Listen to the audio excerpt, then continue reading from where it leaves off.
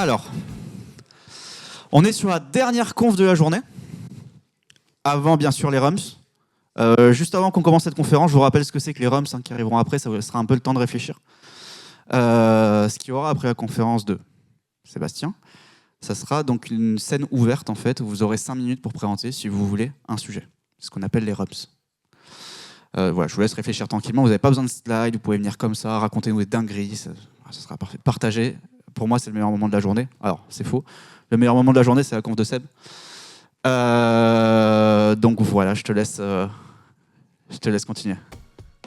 Mesdames et messieurs, merci d'accueillir Sébastien Baudru pour la conférence L'Annexe 13 ou Pourquoi tu aurais dû avoir ta PS5.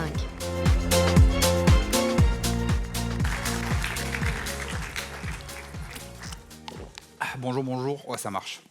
Nickel, bonsoir. On est nombreux et nombreuses. Félicitations, merci d'être venus. On va se détendre avec une dernière conf dans la journée. Je sais que vous en avez déjà plein la tête.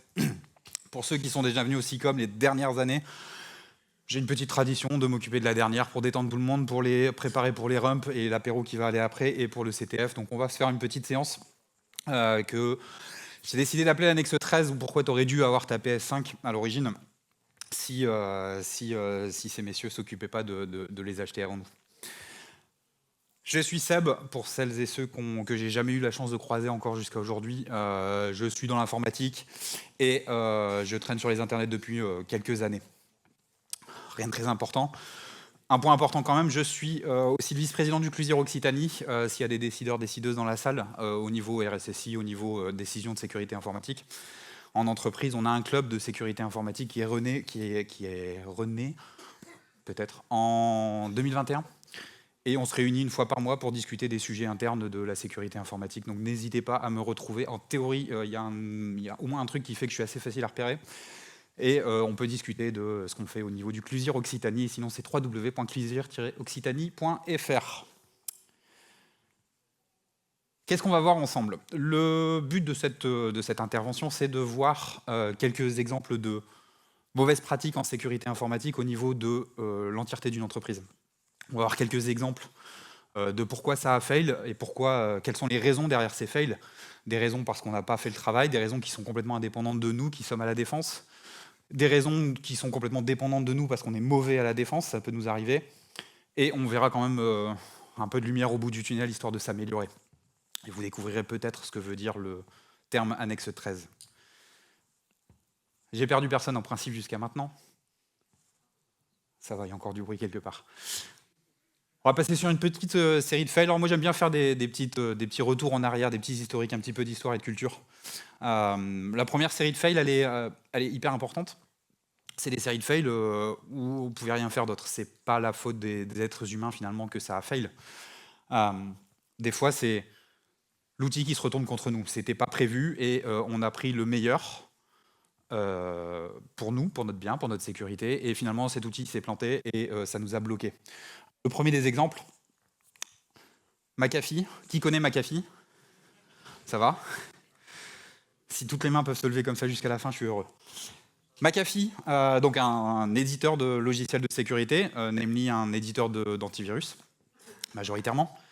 En 2010, McAfee décide de se retourner contre l'entreprise qu'il est censé protéger, et en fait contre toutes les entreprises qu'il est censé protéger. En 2010, McAfee a décidé que svcos.exe, c'était une vérole. J'ai du mal à être en désaccord. Néanmoins, au moment où il a décidé de mettre le service en quarantaine, ça a posé quelques menus soucis à travers la planète. Pas de bol. C'était un bon antivirus, en tout cas l'un des antivirus présents sur le marché à cette époque-là, après quelques années de survie. Et ça a fail, et les humains n'y pouvaient rien. Que de venir réparer après. Ce sera important pour la suite. Qui connaît OpenSSL? On est sauvé. OpenSSL, une librairie open source de chiffrement. En 2014, OpenSSL, 2014 c'est bon, OpenSSL a décidé que si on lui demandait gentiment les données qui étaient censées être chiffrées, on pouvait les lui donner. Donc c'était un leak de données, un leak de mémoire, une fuite mémoire, assez impactante parce qu'il s'agissait de demander des données chiffrées, même si on n'avait pas l'occasion de... la légitimité d'avoir accès à ces données, on pouvait les obtenir. OpenSSL est utilisé partout, puisque c'est une librairie responsable du chiffrement de données dans 90% des systèmes de chiffrement à travers la planète. Donc ça fait vraiment très mal quand OpenSSL fait une bêtise comme ça. Les gens qui ont décidé d'utiliser OpenSSL, encore une fois, ne sont pas responsables. Ça reste l'un des meilleurs outils du marché, et à la fin, si l'outil a planté l'humain. Qui connaît Cloudflare? Ok. En principe, c'est 100% des mains levées, parce qu'on a parlé dans la conf juste avant. Donc, Cloudflare, fournisseur de services orienté cloud, CDN. En 2017, Cloudflare a décidé qu'on pouvait accéder aux données des autres sites internet que le nôtre, quand on était client de chez Cloudflare. Exemple très simple, vous demandiez un sandwich et vous avez le profil d'un monsieur ou d'une madame qui voulait rencontrer des amis dans sa région. Problématique aussi, Cloudflare reste un très très bon fournisseur, un fournisseur encore existant aujourd'hui malgré tout ça, et des fois l'outil trahit l'être humain. On a des souvenirs un peu différents, pas forcément que des outils de sécurité non plus, enfin des outils de sécurité mais pas forcément des outils de sécurité informatique. Qui connaît ce drapeau? Ouais, c'est la merde, j'aurais pas dit non plus. Hein. Mais oh, il y a quelqu'un qui l'a levé la main là. Non? C'est le drapeau d'Hawaï. Introuvable hein, si vous ne l'aviez pas. En 2018, tous les services de prévention du risque d'attentat ou de guerre de Hawaï se sont mis à sonner, envoyer des SMS aux gens, les alarmes dans les rues, le screening sur la télé et sur les ordinateurs, pour dire un missile en approche. Ce qui pose quelques menus soucis à la vie normale sur l'île, je ne vous le cache pas. Le problème avec ça, c'est que, encore une fois, un outil a commencé à déconner. L'outil n'avait pas du tout prévu un scénario où l'être humain allait faire une connerie. Donc l'être humain a fait une petite connerie, pas très très grave en plus, mais l'outil a considéré que, ok, c'est parti, il y a un missile qui arrive sur l'île. La bêtise en question est simplement d'avoir pas enclenché le mode démo pendant qu'ils étaient en train de faire un exercice. Alors, il y a des plus jeunes dans la salle, mais pour les plus vieux, si vous vous rappelez de Wargame, la notion de « je suis en train de jouer à un jeu vidéo, mais finalement, c'est pas un jeu vidéo », c'est un vieux film et un vieux livre des années 80, si je dis pas de bêtises. Je viens de retourner souvent vers toi. C'est une vieille histoire, mais c'est arrivé en 2018. Donc, des choses qu'on n'a pas forcément tout à fait apprises. Un être humain a appuyé sur le bouton en voulant faire un exercice, et en fait, il a déclenché une panique totale dans la population. C'est pas si vieux que ça. Qui connaît cet outil? En principe, on en a parlé il n'y a pas tellement longtemps, reCAPTCHA, qui environ depuis 1912 nous casse les pieds, l'outil trahit l'humain à chaque fois, là il laisse passer les bots, il ne laisse pas passer les humains. Ce qui est contre-productif, si vous acceptez le terme. Voilà. Et le dernier que j'avais décidé de choisir, c'est pas forcément un souvenir, pardon la régie. C'est pas forcément un souvenir, enfin en tout cas c'est une belle société, Ubisoft. Qui connaît Ubisoft? Ouais, ça va. Vous pouvez changer de bras hein, si vous voulez entre deux questions. Ubisoft, et le souvenir date de 2042 à peu près, l'année où Ubisoft devrait réussir à lancer un jeu sans qu'il y ait un problème de mon anti-DDoS accepte mal les nouveaux joueurs lors de la release d'Assassin's Creed. Bon, je taquine, mais en fait, pas les taquiner. L'anti-DDoS est incapable, et c'est le fond du problème. On est incapable de trier entre le trafic légitime et le trafic illégitime, et lors de la sortie d'un jeu comme Assassin's Creed, comme Rainbow Six Siege, il est impossible quasiment d'aspirer la charge que les joueurs vont faire peser sur les services.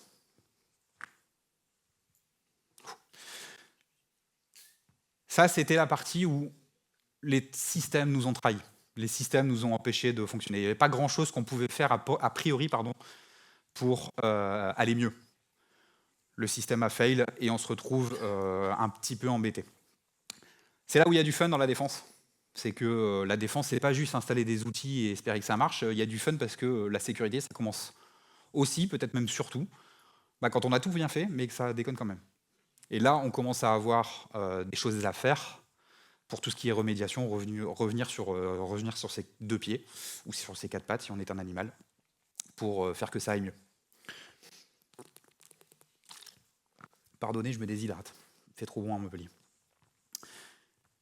Avant qu'on parle de sécurité, de remédiation comme ça, avant que les logiciels fail, soyons bien d'accord, c'est de l'hygiène, de la bonne pratique. Tout le monde devrait avoir fait au moins les minimums en sécurité. Ça devrait être un acquis, ça ne l'est pas, mais ça devrait en être un. Avant ça, c'est vrai que la défense n'est pas forcément fun. Si c'est pour installer des EDR, m'appelez pas. C'est pas nécessaire. Mais si c'est pour prévoir des cas plus compliqués, en défense, là, on a plein de gens dans le côté blue team, comme on l'appelle, qui vont vouloir venir vous aider.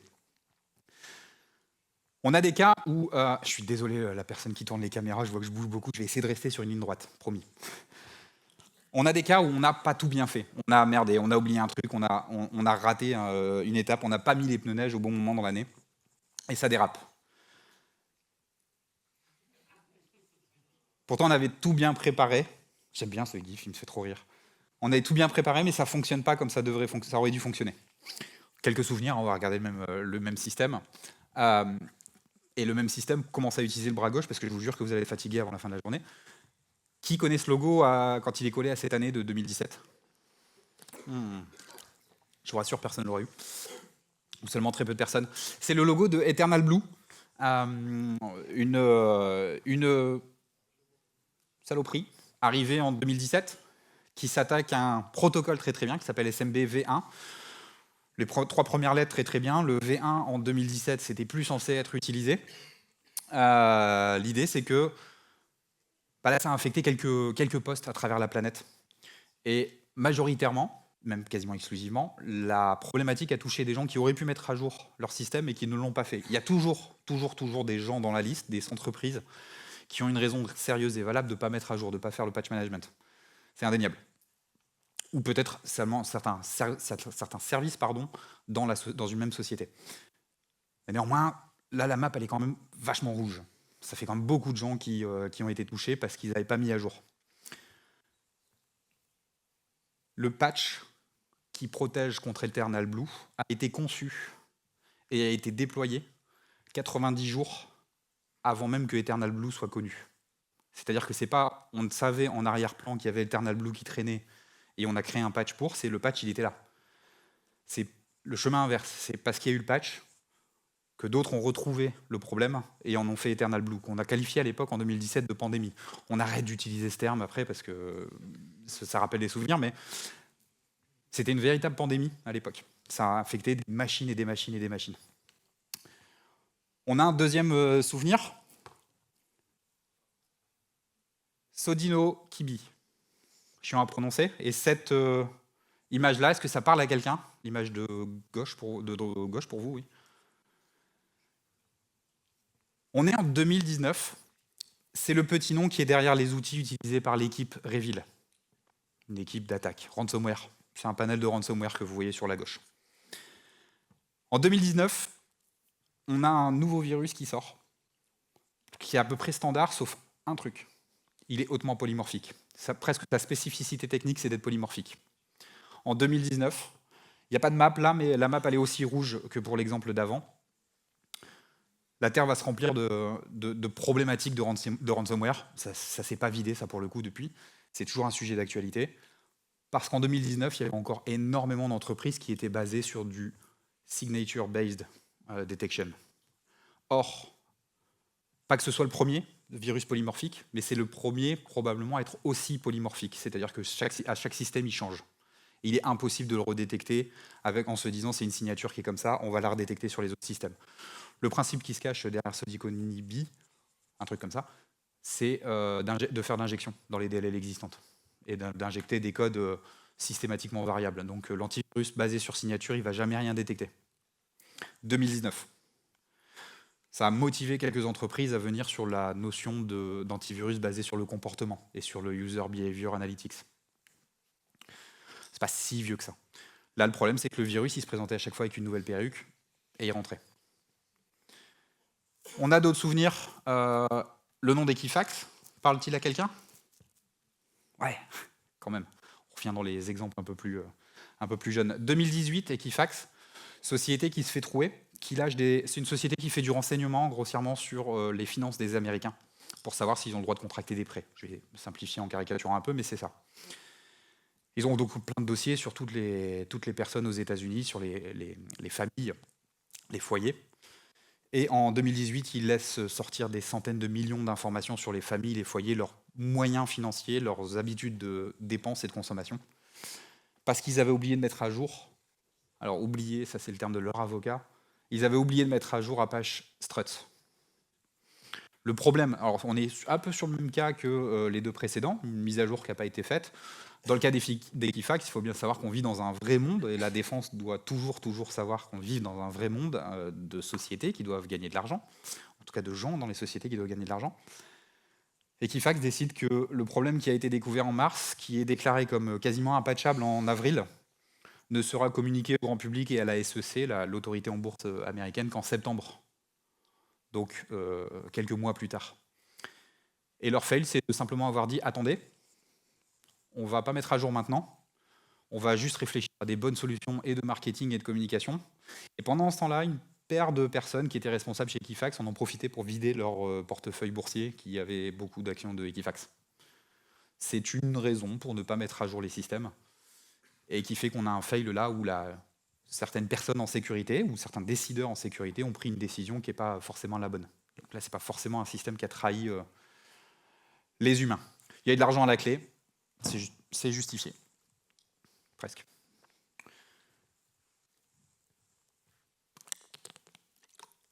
Ce qui me fait dire que la défense en sécurité, c'est long, c'est chiant. C'est mon métier du quotidien, donc je peux le dire assez librement. C'est long, c'est difficile, c'est exigeant. Si vous ratez un truc, ça vous pète à la figure, soit dans 2 semaines, soit dans 6 mois, ou dans 2 ans, ou dans 10. Ça vous pètera à la figure, et c'est un sport de précision.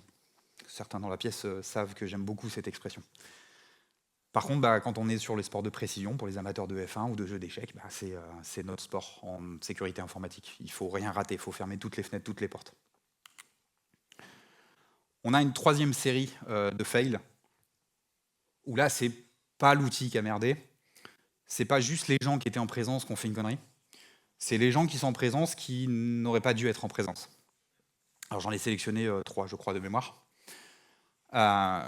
C'est les gens à qui on a demandé des choses qu'ils n'étaient pas capables d'appréhender, des cas un peu plus transverses, un peu plus fonctionnels, un peu plus larges à la hauteur de la boîte. Qui se souvient de Batou, de Baptiste qui faisait des confs un jour sur des antibots? L'un des fails, ouais, je vais mettre un antibot et c'est bon, il n'y a plus rien. C'est bon, je suis protégé, j'ai un antibot. Il ne se passera plus rien. La démonstration est faite il n'y a pas plus d'une demi-heure, que non, ce n'est pas juste cet outil-là qui va retarder les attaquants, et qui ne va peut-être même pas du tout protéger, suivant la solution que vous avez retenue.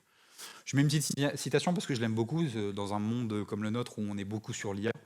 Je ne me méfie pas des IA qui réussissent des captchas. Je me méfie plus des IA qui ne réussissent pas des captchas volontairement pour nous tromper.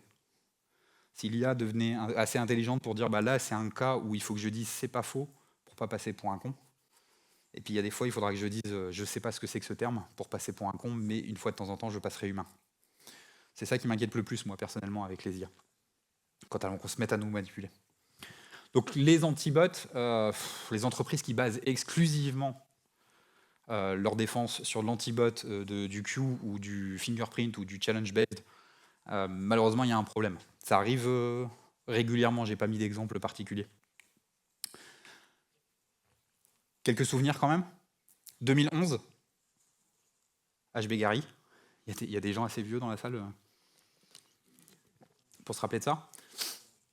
HB Gary, c'est une société de sécurité aux États-Unis, très connue pour travailler avec la défense américaine, et notamment responsable de la conception d'un anti-malware ou d'une détection de malware.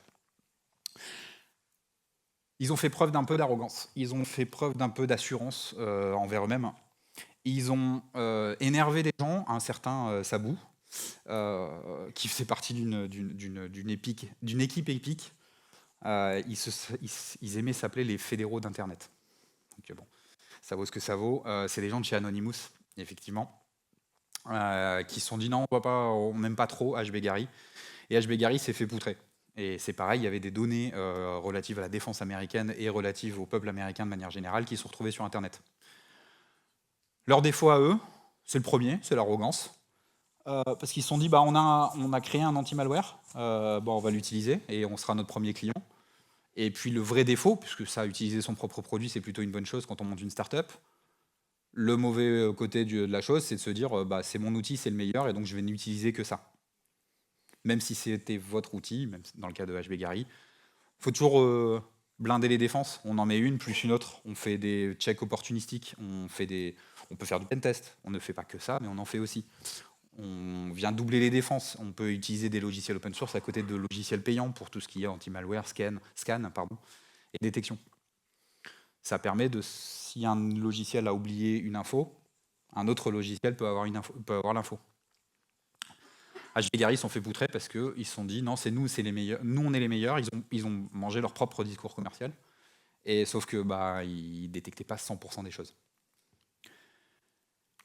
Un deuxième souvenir avec Target. Qui connaît Target? Ouais. Qu'est-ce qu'ils ont fait en 2013, Target? On fait plaisir. Mais au-delà de ça, en 2013, Target, ils étaient très très bien équipés. Ils avaient la totale. VPN, attendez, j'ai fait une liste. VPN, Firewall, Antivirus, SOC, NOC, Log, SIEM, SOAR, EDR. Ils avaient tout. Ils avaient la totale. Une des entreprises les plus riches du monde, Target, c'est littéralement l'un des concurrents de Auchan, qu'on connaît beaucoup mieux chez nous, ou de Carrefour, qui est, je pense, encore un peu plus gros. C'est une très très grosse entreprise. Ils se sont fait poutrer au niveau des TPE, simplement parce que ils avaient un VPN qui était authentifié, ils avaient des couches firewall qui étaient authentifiées, ils avaient un antivirus authentifié, ils avaient toute la notion de SOC et de NOC en disant il n'y a que les utilisateurs authentifiés qui passaient. Leur seul problème, c'est qu'ils n'ont pas du tout géré la couche d'authentification. Il suffisait de se passer un mot de passe. Point barre. On est en 2013, c'est un peu jeune pour les belles et nouvelles solutions qu'on a aujourd'hui sur l'IAM, les multi-factor authentication, mais pour une entreprise comme Target, de cette taille, 2013, gérer l'identité, c'est quand même une nécessité bien plus grande que juste mettre un nom d'utilisateur et un mot de passe. En plus, dans l'enquête, on a découvert qu'en interne, il y avait des nécessités pour les collaborateurs de se prêter des mots de passe. Ils avaient besoin de se prêter des mots de passe, ils avaient la notion de compte partagé. Un jour, quelqu'un est passé, et avec un compte partagé comme ça, puis quelques escalades, ils sont remontés jusqu'au TPE. Ils sont fait voler un certain montant financier. Grosse affaire en 2013. Et l'échec, il est juste, ils avaient oublié une porte. Pas la plus petite, on est d'accord, l'IAM, c'est quand même pas la plus petite des portes, mais ils avaient quand même oublié une porte. À côté de ça, ils ont quand même démontré qu'ils avaient mis tous les systèmes qu'on se fait vendre sur certains salons. Plutôt une belle série d'achats. Qui connaît Decathlon? Attendez, il faut que je boive quand je pose les questions.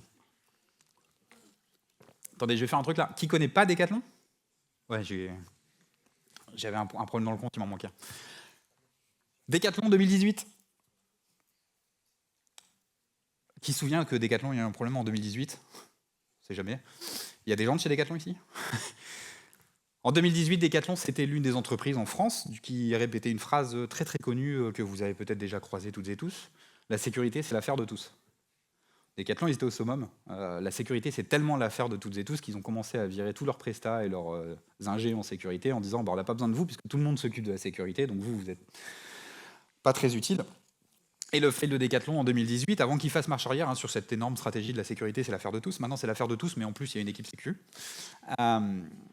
C'est d'avoir utilisé Elasticsearch comme une belle API en fait, qui nous permettait à toutes et à tous d'accéder aux données des clients. La totale, un ticket de caisse, les cartes de fidélité, les achats, les lieux, les livraisons, enfin la totale. Tout ça dans un Elasticsearch. Grosse problématique, quand c'est la sécurité, c'est l'affaire de tous, c'est en fait finalement plus l'affaire de personne, il n'y a plus personne qui prend le flambeau et qui va dans une direction, qui décide. On y reviendra un peu après. Decathlon en 2018, ils ont complètement fail sur cette stratégie en se disant que les gens allaient faire l'hygiène et que c'était suffisant. Les gens chez Decathlon font l'hygiène, ils font les installations, ils font la sécurisation normale. Il n'y a pas de problème. Decathlon, il y a le problème de on va pas au bout, on va pas au bout et on fait pas la veille et on regarde pas les nouvelles stratégies, les nouvelles techniques ou les alertes des copains. Si vous avez une bonne mémoire, 2018 Elasticsearch, c'était pas un nouveau sujet. C'était pas du tout un nouveau sujet. C'était vieux de au moins 2 ou 3 ans. Mais ils étaient occupés à lire des bouquins sur la stratégie militaire à l'époque. J'ai pas ce qui vient après le bis, le ter, si quelqu'un l'a, donc c'est le dernier souvenir a priori. Cloudflare 2024, donc vous connaissez Cloudflare, je vous ai vu lever la main tout à l'heure.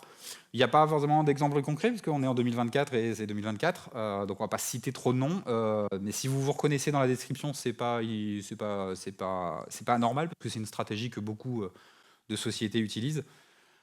La stratégie s'appelle j'ai mis Cloudflare devant mes serveurs, donc j'interdis tout accès à mes serveurs qui ne vient pas de Cloudflare, ce qui est une bonne règle. Le problème, c'est que quand on se limite à ça, on a un petit problème, c'est que les serveurs gratuits, donc c'est-à-dire les comptes gratuits de chez Cloudflare, que vous pouvez toutes et tous, auxquels vous pouvez toutes et tous souscrire, utilisent les mêmes adresses IP. Donc une petite, moyenne ou grosse entreprise qui dit bah voilà, moi je vais laisser uniquement passer le trafic qui vient de Cloudflare, y compris sur mes back-ends, enfin sur mes API privées non exposées, ou tout simplement, une fois que vous avez passé Cloudflare, derrière c'est open bar et il n'y a aucune protection derrière, bah, c'est problématique quand quelqu'un frappe à votre porte avec un compte gratuit sur Cloudflare. Il y a un peu plus, y compris dans la documentation ou dans le panel de Cloudflare, qui vous dit que vous êtes en train de faire une connerie. On appelle ça le MTLS, le Mutual TLS, pour authentifier la requête entrante-sortante des deux côtés. Il ne s'agit pas juste de se dire « Ah bah c'est une IP de Cloudflare, c'est bon, c'est quelqu'un qui vient du front et je laisse passer ». Ça permet à des attaquants de prendre un compte chez Cloudflare. Quand vous utilisez Cloudflare en front comme ça, bah vous mettez le firewall, vous mettez l'antibot, vous mettez toutes leurs couches de protection de sécurité générale, comme par exemple le Zero Trust. Donc ça marche très très bien. Par contre, moi je vais créer un compte chez Cloudflare gratuit, je vais foutre aucun firewall, aucun antibot, rien du tout, et je vais faire toutes mes requêtes en free. Et derrière, vous allez percevoir que je viens de chez Cloudflare, vous allez prendre pour acquis que tout ce qui est antibot, filtrage et sécurisation de manière générale a été fait. Et vous allez dire, bah, c'est bon, ça vient de chez Cloudflare, donc j'accepte. C'est pas vrai. Je suis passé sur un compte gratuit avec les mêmes IP que Cloudflare. Ça, il faut y faire très attention. Ça existe encore en 2024. Ça existe encore en semaine 14 2024, je dirais.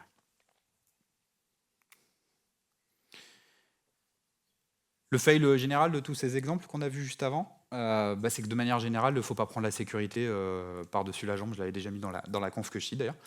L'idée, c'est qu'il y a quand même des systèmes complexes et un certain niveau d'homogénéité à atteindre sur un système informatique complexe qui travaille sur un système d'informatique pas complexe. Voilà. Donc quand il s'agit d'appréhender la sécurité de chacun des composants, ça reste une tâche un peu difficile. Et il ne faut pas prendre cette tâche-là par-dessus la jambe. Il ne faut pas le faire à l'arrache, si je dois parler plus librement. On va dire. Fin des fails. On se retourne un peu vers l'infini, vers la lumière. Le market share. J'ai laissé le titre, il m'a fait marrer. En sécurité informatique, on a plein de postes. Hein. Attendez, c'est l'instant boisson. On a des CISO, des responsables de sécurité opérationnelle. On a des PM, des PO. On a des managers de SOC, de CSERT. On a des SOC analystes. On a des ingénieurs sécurité. On a des lead implémenteurs, des lead auditors. On a des postes dont le descriptif laisse penser que ça reste un emploi fictif, mais Chief Response Coordinator. Je pense que vous avez croisé au moins l'un de ces noms dans vos sociétés. Qu'est-ce qui manque dans la liste que j'ai filée là? Et en fait, pour vous expliquer pourquoi je pose la question, cette réponse est commune à toutes les entreprises qu'on a vues juste avant.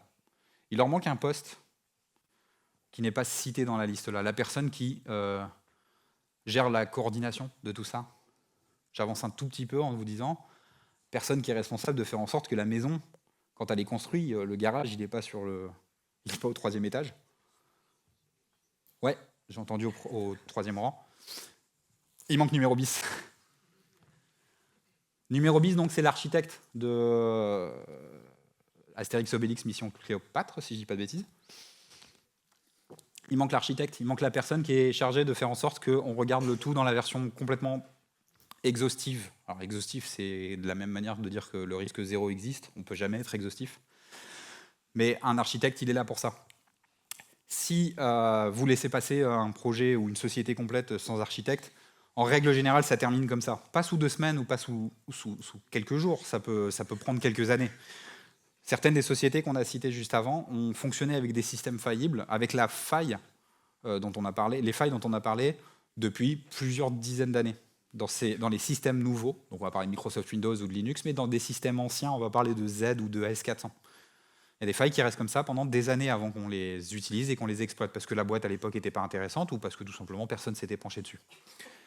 L'absence d'un architecte cause quelques soucis. La présence d'un mauvais architecte en cause d'autres. Est-ce que vous avez une idée de mauvais conseils? Quel est le pire des conseils que vous ayez entendu de la part d'un architecte sécurité ou de quelqu'un qui avait la casquette d'architecte de sécurité? Qu'est-ce qui vous fait qu'est-ce qui vous a le plus cassé les pieds? On a tous été à un moment en train de faire un projet à monter. Hein. Donc vous avez tous déjà été ennuyés par un de mes confrères ou par un ciseau ou par un constructeur de manière générale. Allez, je vous en donne une. L'enfer, c'est les autres. Les gens qui arrivent et qui disent « moi j'ai juste besoin d'un firewall à l'extérieur et puis à l'intérieur c'est bon, on est entre nous, tout se passe bien. Il n'y a personne qui va nous valoir du mal ». Plus valable dans les petites boîtes que dans les grosses boîtes. Ne pas se méfier de ce qui se passe à l'intérieur. À l'époque, il y a une quinzaine ou une vingtaine d'années, ne pas se méfier de ce qui se passait à l'intérieur, c'était effectivement ne pas se méfier d'un employé interne. On a toujours eu des problèmes avec les employés internes un jour ou l'autre. Toutes les boîtes ont connu un problème avec des employés qui finalement se retournaient. Ah, pas toutes les boîtes heureusement, mais beaucoup de boîtes. Les cas les plus récents et les plus gros, on va parler des cas comme Kerviel ou comme Edward Snowden, qui à l'époque travaillait pour une société très très content, et puis un jour il a flippé, et il a switch, et il est passé sur une autre ambition. Problème de sécurité en interne. Donc les firewalls à l'extérieur, c'est nécessaire, mais si vous voyez un architecte qui vous dit il faut tout mettre en périmétrique, c'est ça le fond de la discussion, il faut tout mettre en périmétrique, c'est déjà une mauvaise décision. C'était une bonne décision en 1982, j'en doute pas. En 2024, c'en est un peu une moins bonne. Le deuxième cas, il y a des commerciaux dans la pièce. Je n'en veux pas aux commerciaux, c'est leur rôle. C'est pas celui d'un architecte de sécurité, par contre, de dire je vais mettre un antibot, c'est bon, la boîte elle est sécurisée. Marche moins bien, enfin marche en tout cas un peu mieux avec la notion d'EDR. C'est bon, je vais mettre un EDR, tous les endpoints ils seront protégés et on n'en parle plus. Il n'y aura plus de problème dans la boîte. Je vais mettre telle marque, je vais mettre tel CDN, je vais mettre telle marque de firewall, ça marche aussi. Il n'y a rien qui fait le café dans les boîtes. Il faut concevoir une architecture de défense, il faut enchaîner les protections, les mettre aux bons endroits pour que ça fonctionne dans la durée. Donc il n'y a rien qui fait le café, et un architecte qui débarque en disant je vais faire ça et puis ça va faire tout et on va y consacrer les 3 prochaines années, en règle générale j'ai tendance à lever un petit red flag en disant non, ça passera pas. Ou en tout cas ça tiendra pas. Plus sournois, confrères et consoeurs qui veulent à tout prix tout voir. Très bonne chose. Franchement les logs ça déchire, on est super content de tout voir, de pouvoir tout détecter et de se dire bah lui je l'ai arrêté avant qu'il rentre. Donc on est évidemment très très content en tant qu'architecte quand on a une capacité de visualisation et de monitoring assez globale. La problématique, c'est le à tout prix. Parce qu'on ne vit pas dans un monde où on a l'argent illimité, ressources illimitées, on ne peut pas avoir tous les systèmes. Et donc si vous mettez full gaz sur le monitoring, la détection, il y a des endroits où vous ne mettez pas le full gaz. Et ça c'est aussi un red flag. On ne peut pas tout voir. Dans nos systèmes complexes, on ne verra pas tout. On pourrait tout voir peut-être techniquement, encore que, dépendant de la taille de l'entreprise notamment. Le problème, c'est que le coût de votre solution de log ou de SIEM, vous allez vite vous rendre compte que vous ne pouvez pas tout voir, à moins d'avoir beaucoup d'argent. Je vous donnerai mon numéro de téléphone après et on discute. Mais sinon, vous ne pourrez pas tout voir. Et donc, il ne faut pas mettre full gaz sur tout voir. Et quelqu'un qui veut mettre que full gaz sur tout voir, et je vais me protéger parce que comme je vais tout voir, je vais tout bloquer et il n'y a personne qui va pouvoir rentrer, donc je n'investis pas sur ce qui vient après. Ça, c'est le danger. Architecte ou constructeur, ah c'est bon, c'est fait, j'ai mis mon EDR et on n'en parle plus. Job's done, et on arrête là. La durée de vie des outils et des mécanismes de défense qu'on va utiliser en entreprise, elle est à la hauteur de 1 à 5 ans. Et pendant 1 à 5 ans, c'est pas je le pose et je le laisse là. Il faut les mettre à jour, ça c'est évident pour tout le monde, il faut les entretenir, il faut surveiller les usages de la société. La société ne va pas rester fixe, il va y avoir des nouveaux employés, des nouveaux services, des nouveaux produits à vendre. Donc les usages ont complètement changé, il ne faut pas se dire bah, il y a l'EDR, il n'accepte pas tel SaaS, donc on ne prend pas tel SaaS. Ce n'est pas le but, la sécurité n'est pas censée être un frein. Alors moi j'aime bien quand on dit que la sécurité est un frein, parce que je vous invite à monter dans une bagnole où je vous dis qu'il n'y a pas de frein, je doute que vous alliez très très loin, donc autant qu'il y ait des freins dans la bagnole. Néanmoins, ce n'est pas le but. Donc il n'y a pas un moment où on s'est dit c'est bon, on a acheté notre outil, on a mis nos firewalls, où on est passé derrière Cloudflare ou Akamai ou Fastly. Le CSA n'est pas dans la pièce, je ne suis pas obligé de citer 5 marques. On n'arrête pas de travailler sur la sécurité même d'un pan une fois qu'on a mis le produit. Le red flag, c'est aussi l'équipe de sécurité ne grossira pas, il n'y a pas de raison. Il y a plein d'outils pour l'aider. Ouais, sauf que quand on a mis 10 outils, il faut aussi maintenir 10 outils, plus mettre les 10 prochains outils. Donc l'équipe, à un moment, va grossir, d'une manière ou d'une autre, soit en direct dans l'équipe, soit à travers de l'aide qu'on peut recevoir d'autres collabs de la boîte. Et le dernier, tout. Oui, c'est vrai. L'autre red flag, quelqu'un qui vient vous voir en vous disant on va tout sécuriser de la même manière. Tout. On va tout mettre derrière Cloudflare, on va tout mettre derrière l'EDR, on va tout protéger. C'est quelqu'un qui ne sait pas que dans une boîte, tout n'est pas important. Très sincèrement, il y a plein de choses sur vos filers ou sur vos sites web qui ne sont pas vraiment importants. Il y a plein de discussions qu'on a très intéressantes sur quel est le risque véridique que le truc qui s'appelle le blog.monentreprise.com se casse la gueule pendant 24 heures. Oh, il est nul. Il y a un risque d'image très résiduel en 2024. Quelle entreprise ne s'est pas fait attraper parce que son site il s'est fait déface ou parce qu'il y a des commentaires hasardeux sur sa page Facebook? C'est devenu normal, y compris pour le grand public. Il n'y a plus ce risque de il faut que mon site il soit disponible à la seconde et il faut à tout prix qu'il ne se fasse pas défacer. Il vaut mieux qu'il ne se fasse pas défacer, on est d'accord, mais attention, le disponible H24, 365 jours par an et ne jamais se faire défacer, ça va coûter de l'argent. Et cet argent-là, vous allez le ponctionner sur un autre projet que vous auriez pu construire autour d'un asset que vous avez vraiment envie de protéger, ou vraiment envie, ou vraiment besoin de protéger. Donc les bad numéro bis, ils ont des petits critères comme ça, en arrivant avec des solutions toutes faites, et on va tout mettre derrière toutes nos solutions, et puis c'est bon. Et ça, c'est un peu problématique, parce qu'on ne défend pas une boîte de l'ampleur de certaines de nos sociétés comme ça. Un good numéro bis va vous dire qu'un firewall, ça ne sert à rien. Aussi surprenant que ça puisse paraître, je peux le concevoir. Un firewall, ça ne sert à rien du tout, vraiment. Mais il en faut un. Si vous avez la capacité à appréhender cette question, à y répondre, ou si vous avez en face de vous quelqu'un qui peut vous en parler pendant un quart d'heure, 20 minutes, il me reste 8 minutes 14, donc je ne vais pas le faire maintenant, mais ça marche, ça peut marcher. Le firewall et les protections de sécurité, beaucoup d'entre elles ne servent à rien, jusqu'au jour où elles servent. 8 minutes. La stratégie du bon numéro bis, je l'avais mis au cas où j'avais pas assez de slides dans le truc.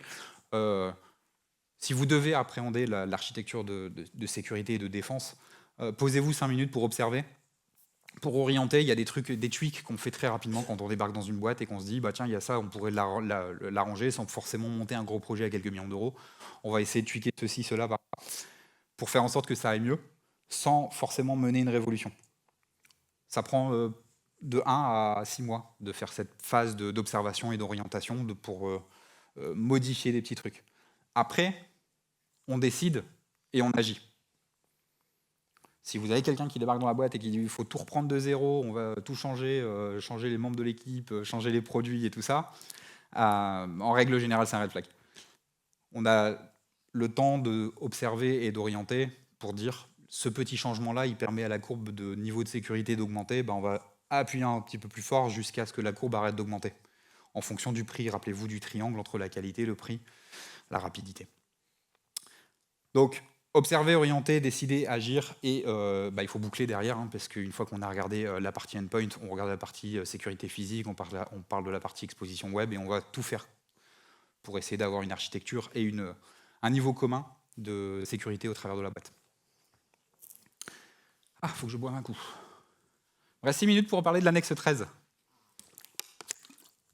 C'est pas grand-chose.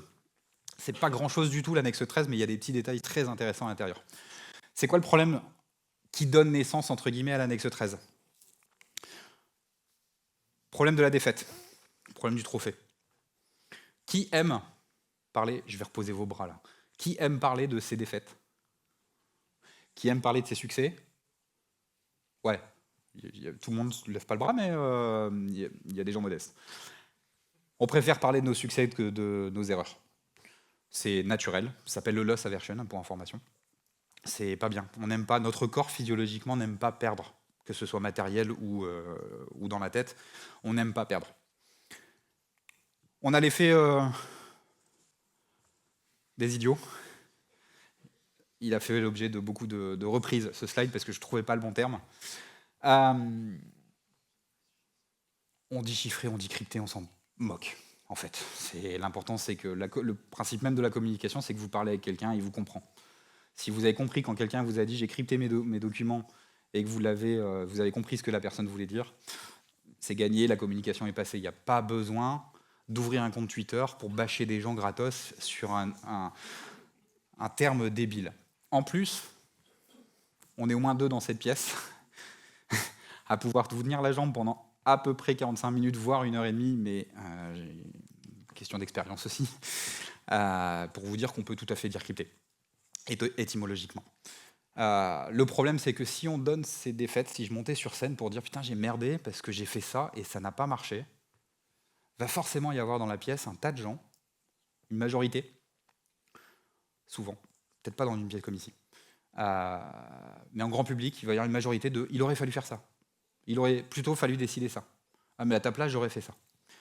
Conclusion, rideau, je ne parle pas des défaites et je suis tranquille. Ça pose un petit souci. Ça pose un autre souci dans une autre branche. Qu'est-ce qu'il arrive à un toubib quand il dit « j'ai raté une opération » Il ne toubib plus.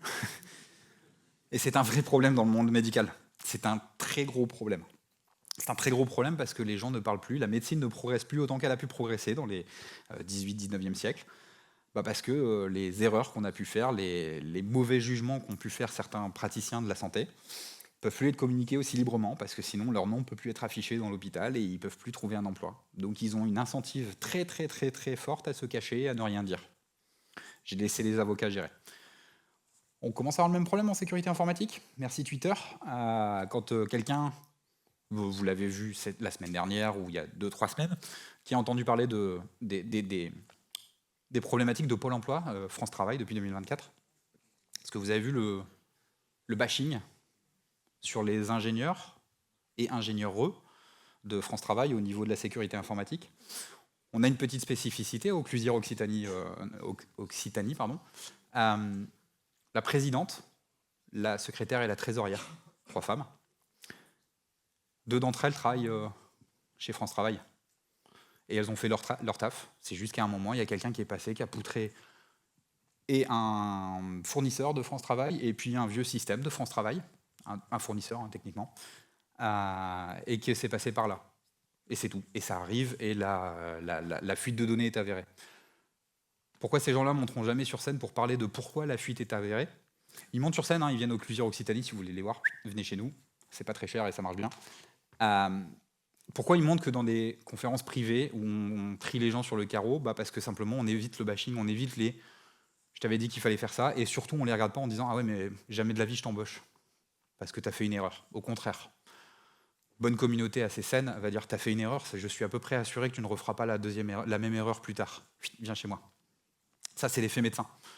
L'effet médecin, malheureusement, ils ont un sensif très très fort à ne pas parler. C'est qui l'annexe 13 ? C'est un truc extrêmement simple, l'annexe 13. C'est probablement l'annexe d'un document extrêmement long, et pas forcément très rigolo à lire, qui explique que vous n'avez jamais, et je vous souhaite de ne jamais le vivre, été pris dans un crash aérien. L'annexe 13, c'est un document qui vient de la Convention de Chicago, je dirais. En tout cas, qui est géré par l'OACI, l'Organisation de l'Aviation Civile Internationale, qui travaille en partenariat avec les États, qui mettent des bureaux d'études à disposition, qui mettent des forces de police à disposition, avec des constructeurs, Boeing, Airbus, que vous connaissez, Thales, au niveau du système de contrôle aérien, par exemple, et qui travaille évidemment avec le personnel pilote, personnel de cabine, personnel au sol, contrôleurs aériens. À quoi ce petit groupe est affairé quand il y a le déclenchement entre guillemets de l'annexe 13 ? L'annexe 13 en France, vous connaissez peut-être le bureau d'enquête accident. Et si vous avez envie de regarder un film qui est plutôt pas mal foutu, qui s'appelle Boîte Noire, sur Netflix depuis quelques temps, parle exclusivement du BEA et de l'annexe 13 d'ailleurs. On va chercher à expliquer le bureau d'enquête, alors je l'ai appelé le bureau d'enquête et accident, il s'appelle le bureau d'enquête et analyse depuis quelques temps. Leur objectif, c'est de décrire, pour comprendre. Il veut savoir ce qui s'est passé quand il y a eu un crash aérien. Ils vont reproduire pourquoi cette porte n'était pas fixée au Boeing. Comment elle est partie. Je pense qu'il manquait des vis. Bon, on va y réessayer, on va essayer de faire voler un avion sans ces vis et voir si la porte s'en va. On utilise la simulation, évidemment. On va essayer de reproduire et de comprendre. Pourquoi ? Pour à la fin, recommander. Ce n'est pas une action en justice, ce qui suit un crash aérien ou un accident aérien de manière générale, en tout cas quand vous avez contact avec le BEA. L'objectif étant d'expliquer très très précisément et très très vite de recommander. Ce terme, il est hyper important. Le BEA est un organisme central qui connaît toutes les adresses mail de tous les gens dans toutes les compagnies aériennes, tous les possesseurs d'avions. Aviation civile, les gros avions, les Boeing, les Airbus. Aviation générale, les aéroclubs et en France la DGAC, l'autorité responsable de l'aviation civile. Dès qu'il y a un problème et qu'on se dit tel modèle d'appareil de telle année là, avec telle pièce, numéro de série, vous me le mettez au sol parce qu'il y a un problème avec la pièce. Et on va tous s'affairer pour que la pièce soit changée, quel que soit le coût. Donc l'avion, la pièce sera changée, le constructeur la fera gratuitement, on fera une réduction. Ça, c'est l'objectif de l'annexe 13. Et l'annexe 13, il a un détail très, très, très important auquel je tiens, et ça viendra conclure cette présentation. C'est l'immunité. Si vous parlez, peut-être qu'il y a des pilotes ou des personnels de compagnie aérienne dans la salle. Si vous parlez au BEA, tout ce que vous direz ne pourra pas être tenu contre vous. Ça veut dire qu'il n'y a pas l'effet médecin. Il n'y a évidemment pas l'effet idiot. Il n'y a évidemment pas l'effet trophée. Alors, il y a évidemment l'effet trophée, mais un peu moins. Ça peut arriver à tous les pilotes ou tous les personnels au sol ou en cabine de faire une erreur. Leur objectif est de faire en sorte que l'info soit partagée. Dans notre métier, depuis un peu plus d'une dizaine d'années maintenant, on a de moins en moins de partage, comme l'ont fait les gens aujourd'hui, Batou en dernier, sur comment j'ai fait pour poutrer les gens. Et c'est ouf de se dire que c'est de moins en moins régulier que je puisse me mettre à une table avec Batou et Amel. Alors je suis arrivé un peu tard, j'ai vu juste Amel, Reynald et Batou, moi, pour parler avec eux de ce qu'eux font en attaque ou de ce qu'il existe du côté attaque pour que nous, en défense, on puisse se dire tiens, ça serait bien qu'on puisse avancer. Les conférences de Amel, Reynald ou Batou sont hyper dangereuses parce qu'ils ont peur de se faire arrêter, parce qu'ils ont partagé une expérience. Nous, on ne va pas parler de nos fails parce qu'on a peur de perdre notre boulot ou de perdre notre réputation. L'immunité conférée par l'annexe 13, elle me semble importante pour la sécurité informatique. Il faudra qu'on continue avec des événements comme le SICOM pour continuer à partager les défaites et les réussites des uns et des autres, surtout au niveau technique, pour qu'on puisse se dire « Ah ouais, c'est vrai que sur cet outil-là, ce que moi j'ai pu faire dans une boîte il y a quelques années, qu'un mec comme Batou peut démonter en quelques secondes, c'est hyper important de savoir pourquoi il a réussi et pourquoi moi j'ai raté. »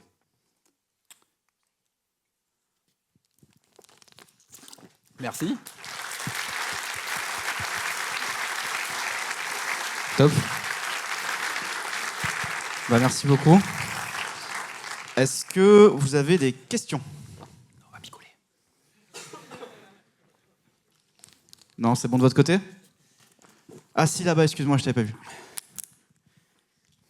Bonjour, merci pour la conf. Alors moi j'aime bien l'annexe 13 parce que c'est une question que je me pose beaucoup. Alors je connais un peu la réponse, mais je voudrais savoir pourquoi on ne réglemente pas ça, parce que on sait tous qu'on apprend de nos erreurs plus que de nos réussites.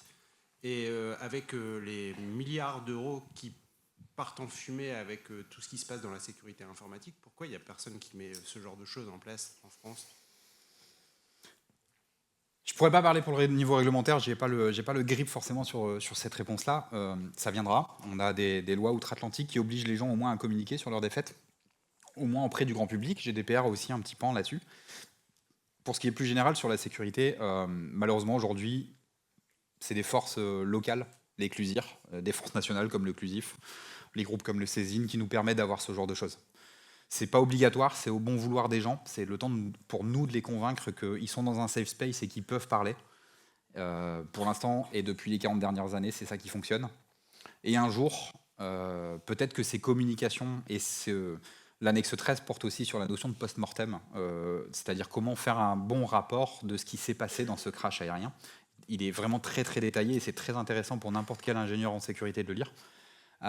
Peut-être qu'un jour, on sera obligé de faire des post-mortem tous avec le bon format et avec les bonnes informations. Obligé, contraint, ou tout simplement, on aura la volonté. Je ne sais pas quelle stratégie des deux ira plus vite. Top, merci. Est-ce qu'il y a d'autres questions? Au fond à gauche, non? Je vois pas avec la lumière. Non. Non, Non, c'est bon, c'est bon. Allez, bah, c'est tout bon. Yes. Merci beaucoup, Seb.